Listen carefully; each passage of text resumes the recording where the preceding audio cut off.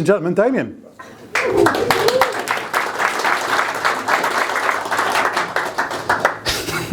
Just balance the amount of the sheer technology that I'm having to hold for all this. Forget the clicker, this one. Anyway. Hi everyone, can everyone hear me okay? Yep. Cool, okay. So, the cloud's made things very easy for us as engineers and architects. So it's now easy to deploy quickly. You can deploy apps and infrastructure in a couple of clicks or a couple of lines of code. It's also easy to go global. You can deploy around the world, several regions, and again, you can do that really quickly. And it's now also very, very easy to spend money in the cloud. Whether it's your own money, whether it's your own money, whether it's your employer's money, whether it's cash, whether it's credit. And if you're not careful, this can cause unexpectedly high bills. But we're engineers, right? And it'll never happen to us, of course. Generally speaking, it doesn't, until it does. And this actually happened to me last year. And usually when you see these situations on Reddit or whatnot, it's generally some kind of virtual machine that's been left on, leaving something on. It's a fairly common event that happens. But in my sandbox account, I don't tend to use VMs as a rule. So it wasn't EC2, it wasn't a database, wasn't a networking expense, anything like that. So, okay, what was it? What happened? And this is why I'm here today. I'm going to give you some tips and advice based on my experience, so that if this kind of things happen to you, you've got an attack plan and you'll be ready. You'll have an idea of what to do. 3 things we're going to do today. We're going to talk about what happened in my situation. We're going to talk about what I decided to do about it, and then look at how I actually built it. And then if anyone's got any questions afterwards, by all means we can run through that. Briefly, a little bit about me. So I'm Damien. This QR code is all about me. It saves so much time over how I used to do this. This is the socials, this is Amazon Web Shark blog, everything that I do. And it's also the session resources. So there's going to be a few links in there, links to GitHub repos, if you want that. It's going to be at the end as well. So if you don't capture that now, that's fine. I am an AWS consultant at Steamhouse. And before that, I've had various flavors of data roles going back almost 10 years. I've been a DBA, I've been a data engineer, I've been a data ops engineer, all the fancy stuff. And also this year, I also got more involved in the AWS community. So I started AWS User Group Lancashire. That's what this QR code's all about. Appreciate it's a little bit of a distance from London, but never mind. If you want to submit a session, you can do that through one of the links here as well. I'd love to hear from you. I put my second event live today as well. We've got event-driven architectures and Bedrock coming to Charlie, which is first for me. And I'm also an AWS community builder in the data category. So okay, let's start at the beginning. What exactly happened? I'm going to be talking a lot about Glue over the next 25 minutes. Glue is AWS's ETL service, and it's intended for transforming data using Python, using Spark. Now, I'm using Glue here as a real-world example, so you can actually see things happening. But what I go through here can be applied to other services besides Glue, and you'll see that later on. So, okay, we've talked a lot about unexpected costs. Let's have a look at what they actually are. So these are the costs for my sandbox account for the first 3 days of June. This is AWS Cost Explorer. And you're all thinking, $3 is not a huge amount of money, Damien. What are you on about? Let's compare this, before we go on, to the same account for the first half of 2024. So you can see here, February, I've got a clear spike. That was an AWS workshop. Funnily enough, it was Glue. But importantly, I expected that and knew what it was. You can see, apart from that, there's no other month here that really goes above $1 for any expenditure. And if I go back to the first chart, you can see I've spent $3 in 3 days. So it triggered a budget alarm. Matthias, I know my best practice when I see it. Definitely worth investigating. So, what can we do with this graph? At the moment, I'm only seeing things by service level. So I can break those down into the API calls behind them. That's what this looks like. So let's break this down into more detail.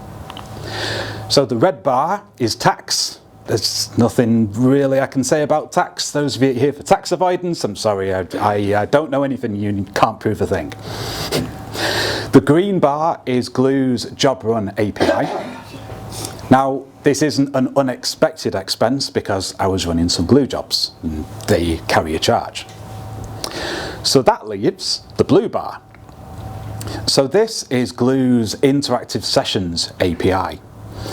And you can see immediately here by far the biggest cost driver. You can also see the actual numbers behind this graph as well. So this is the data that's feeding that graph.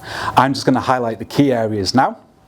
You can see interactive sessions right at the top generating the most amount of money. And if that carries on for the rest of the month, that's going to keep snowballing.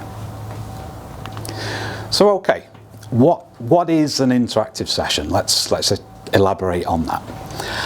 And I've got a demo so you can actually see what's going on with that.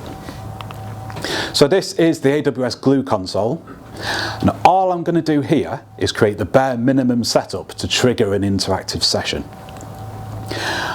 And the purpose behind them, they're here to preview data. So as I'm building an ETL job, if I trigger an interactive session, I can see what's happening to the data as I progress through the job.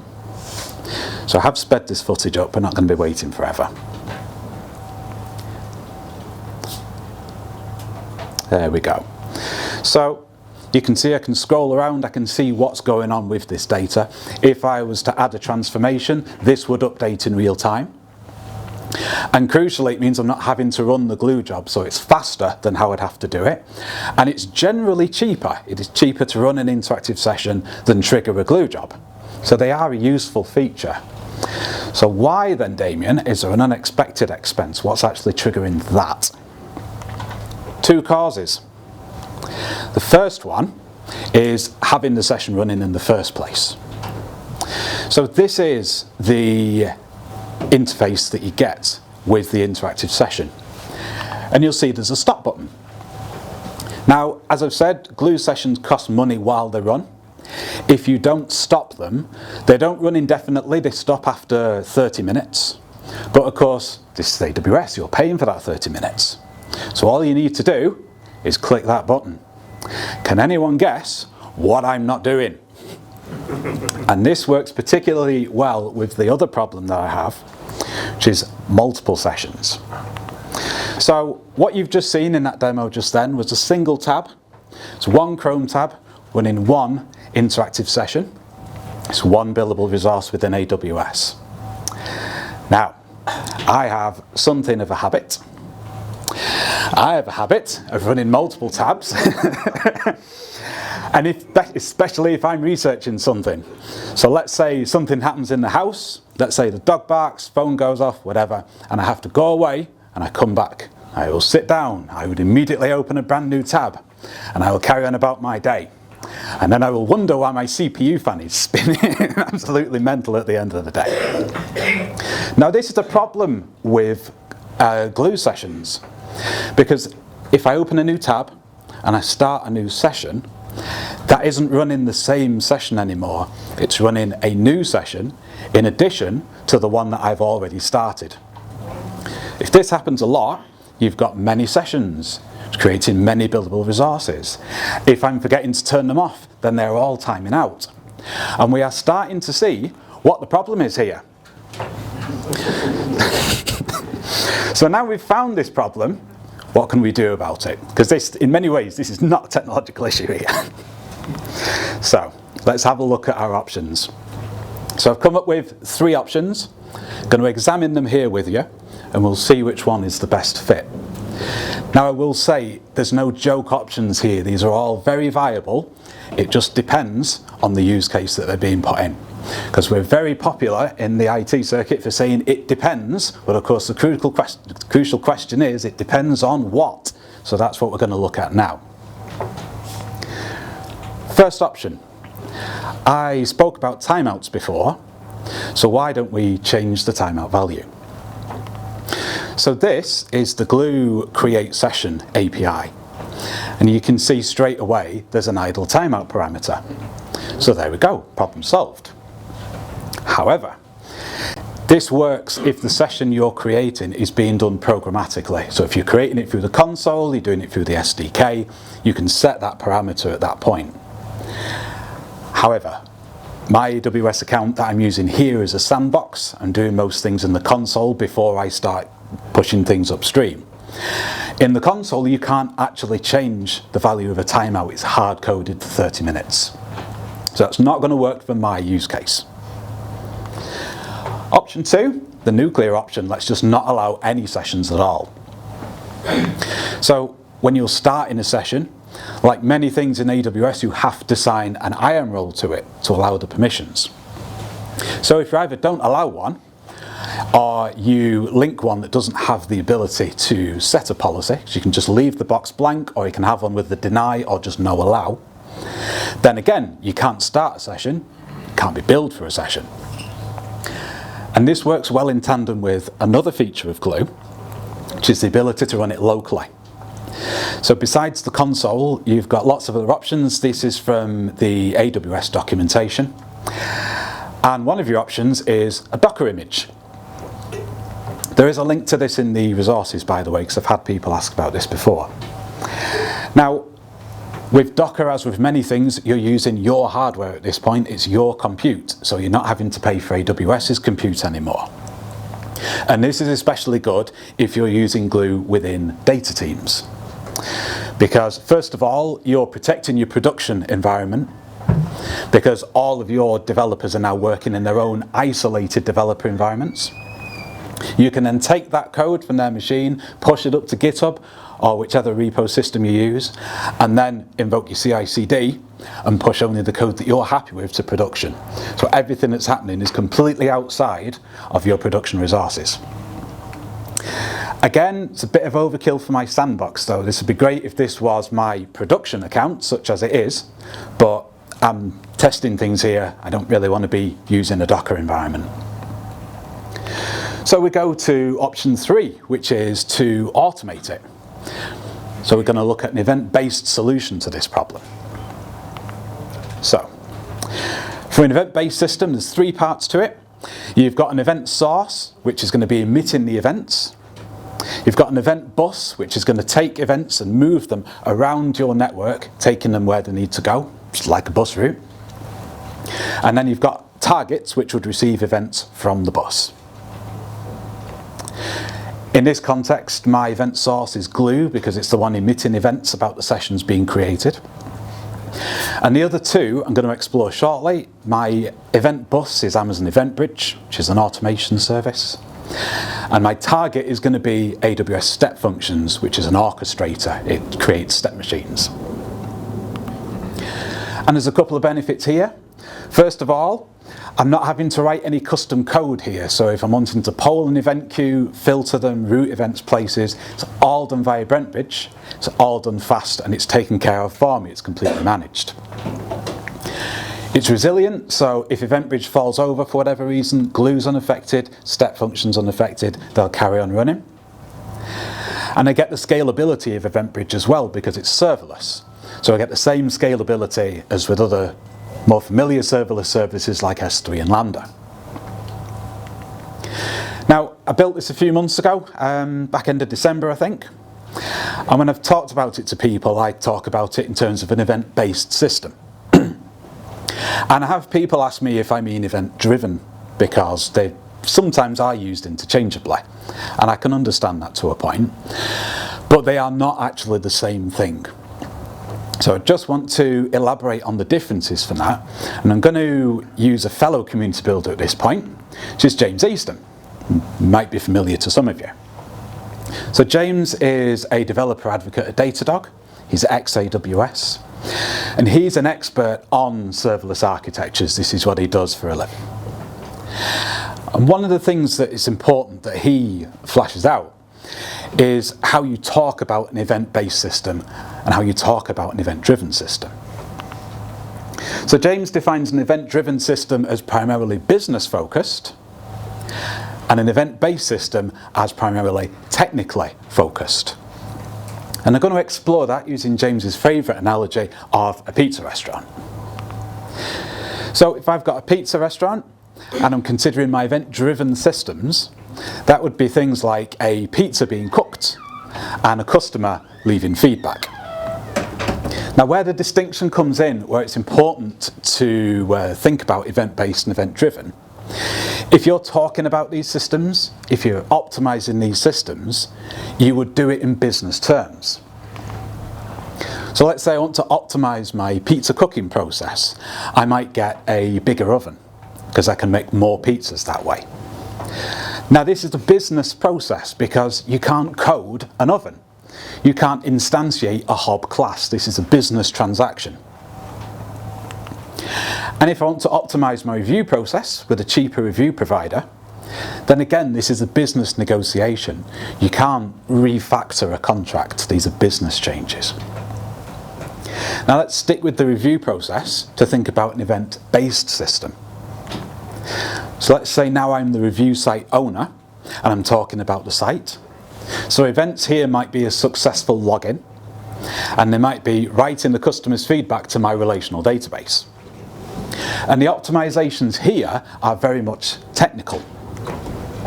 So I might decide I want to optimize my login in process. I might want to replace the login entirely with an order ID header.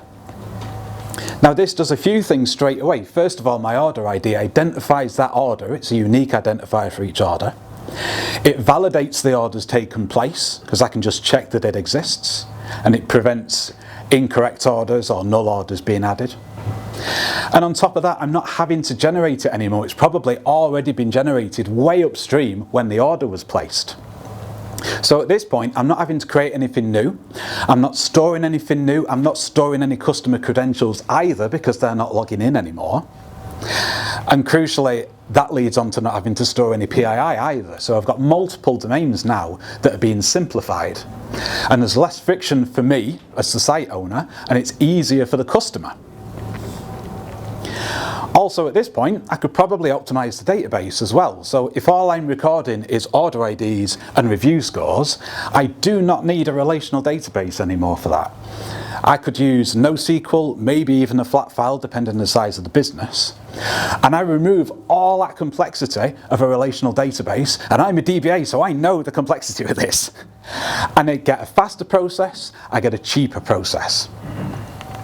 So an event-driven system would be the language of your business, and crucially it's understood by everyone in that business. They all understand those events.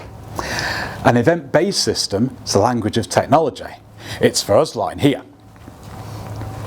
So that's the reason that what I'm going to design is an event-based system, because as you're about to see, it's involving API calls, it's involving JSON events. So what did I create? So here's an architecture. And I'm going to break this down so we can look at each part of it in turn. I'm going to start probably with the most important thing of all. So this is the Glue stop session API that I'm calling. The whole reason that we're here ultimately is to stop unexpected costs, and this is how I'm going to stop them. So this is the stop session API.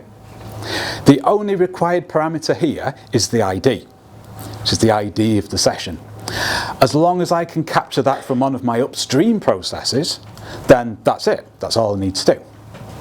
So, okay, what does that look like? Let's go now to the very start of the process and let's pull that out. So here, I've got a user interacting with Glue, like you saw in the demo before. That interaction triggers an interactive session. And the record of that creation is then sent to CloudTrail, which is AWS's main login tool. This is what that event looks like, or at least part of it anyway. The actual event is about 90 lines long, loads of secure fields, don't want that on a massive screen in front of people. The important part here is this. So I spoke about needing an ID, and this is that ID. So AWS provisioned this when the session's created. It's totally unique, and it's exactly what I need to pass to the stop session API call. So how am I going to get that particular piece of information to the API? On to the next part of the process, which looks like this. So I've got my event in CloudTrail. I'm going to use EventBridge to get that event and then pass part of it to the step functions workflow. And EventBridge, there's 3 basic parts that this is going to require. So the first part, I need to define an event pattern. So this is telling EventBridge what it's looking for, and all these masses of events flying around, I'm telling it what I want it to focus in on. This one's declared in JSON. And what I'm doing, so first of all, I'm telling it to look for CloudTrail events, because you can specify any event source for this. And then within that, I'm refining it further. I'm only interested in Glue as an event source. And then I'm narrowing that scope even further. So I only want to know about event names that are create session. So I'm giving it a very narrow focus for what it's looking for. Next up, I have a target. So if it does see anything that matches all that, I want it to pass the information to a step functions workflow.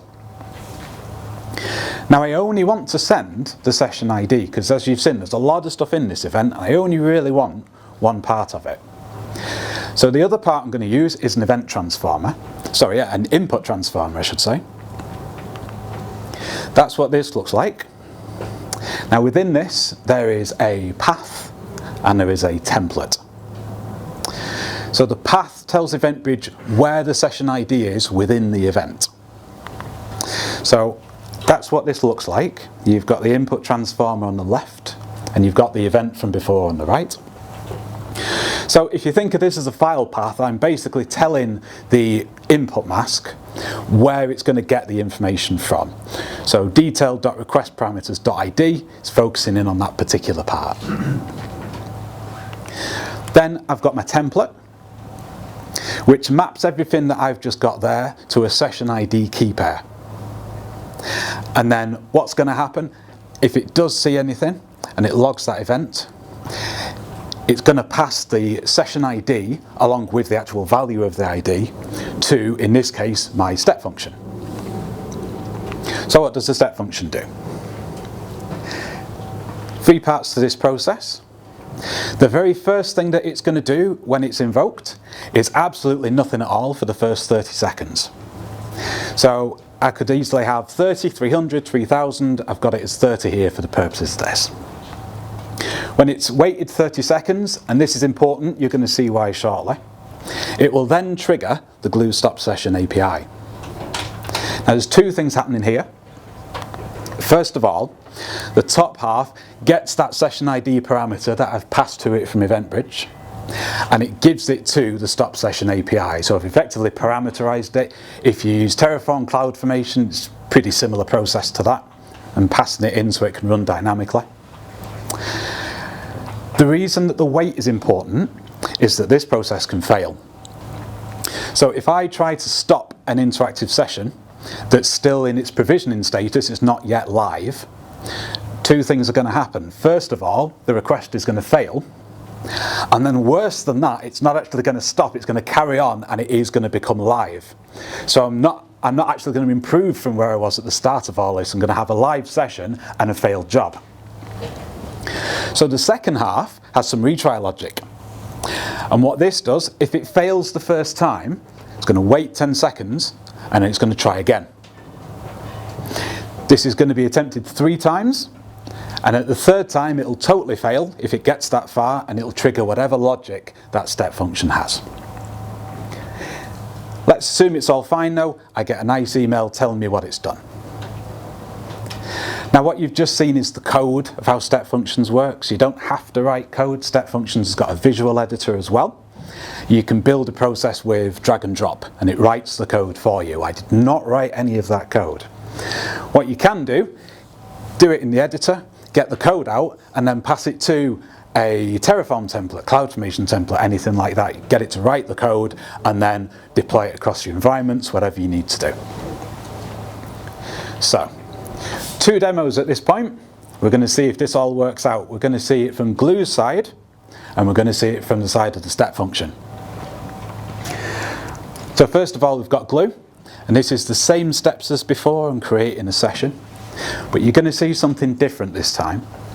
So the session's going to start, and then it's going to stop, and you're going to see a red box with details of the error. I'll just let it run.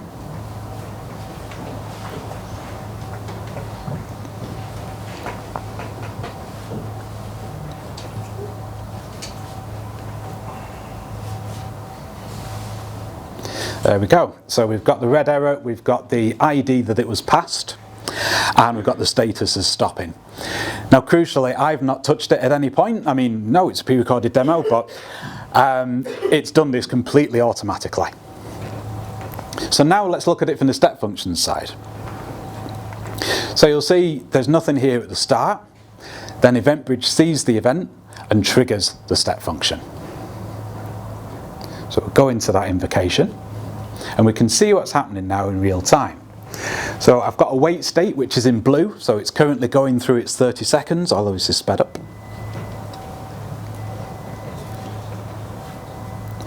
You can see the stop session event's gone orange, so it's failed.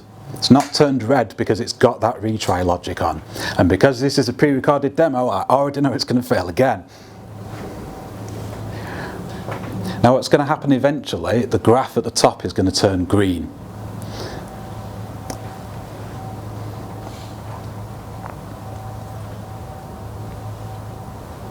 Okay, there we go.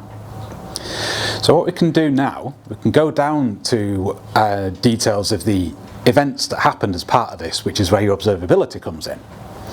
So if I expand event 1 first, you can see what it received. So you can see it got the session ID passed to it from EventBridge. And then we can see what the failures were about. So if I open events 6 and 7, you'll see it tried to run the stop sessions API.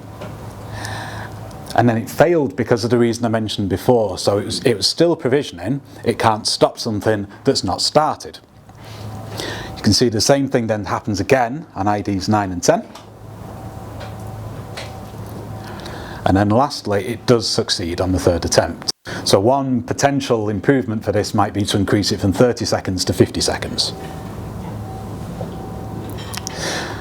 But there we go, it's doing what I want it to do. The session's stopped and I've got my observability if I need to go back. So okay, let's start to draw things to a close then. Importantly, it works. Does it actually save me any money? So this is a graph showing interactive sessions and only interactive sessions for the rest of 2024. You can see my June spike, what we were talking before, but then after that, everything is crucially a lot lower. And there's no surprises there either. Now I did do a detailed cost analysis. I'm sure you're all thrilled to hear about that, but I've recorded it on the blog, so it's in the session resources if you're really interested. I think I saved myself something like 20 quid over 6 months. I'm using a lot of architecture at this point, so what are the costs of running that architecture? They're none, it's all on the free tier. Now, there are some limitations with this. It's only fair that I go through those because I went through limitations with the others. Bear in mind with this, it's reactive, it's not proactive. So it will stop as many sessions as you like, and it will scale up and down as you need to, but it doesn't tell me why those sessions are starting. Also, it doesn't completely eliminate glue costs. There's a brief period where it's active. So again, if I get hundreds of sessions, I'm still going to get a large bill and I'm not immediately going to have an idea why. I'm still going to have to investigate. And of course, the other thing, the free tier isn't free forever either. So if I'm either getting an excessive number of calls to this, or I'm using SNS, EventBridge, etc. with other AWS services as well, I am going to start paying for it eventually. So I did say that this isn't limited to Glue. You can use it with other services as well. So services like SageMaker, like EMR, like EC2, all have the concept of start and stop APIs. So any service that has a variant of that, you could just pull Glue out and put it in its place. And it might be that stopping it is a little too destructive, in which case you could trigger actions instead of stopping it. So it might be that you want to trigger an email or a message to a Slack channel. It might be that you want to log instances of what's happening. You might want to benchmark how many times a Glue interactive session is being called. So you might want to log it in a DynamoDB database. Or you might want to trigger an entirely separate process. So you could call a Lambda function, you could call a container, you could call another step function. Whatever you need to do to test forwards. So let's summarise. If this happens to you, if you get unexpected costs, first of all, find the cause. So making sure you're fixing the right thing. because that'll help you test that you're fixing the right thing later on. Consider your options and make sure you're picking the one that's most suitable. And then build your solution. Keep an eye on the cost. Don't have the solution cost more than what you're actually trying to fix. And keep an eye on complexity as well. Make sure it's serviceable. Make sure people understand what's going on. So that's everything for you. Again, the links from here are before. There's links to repos, articles, documentation, everything there. Thanks very much.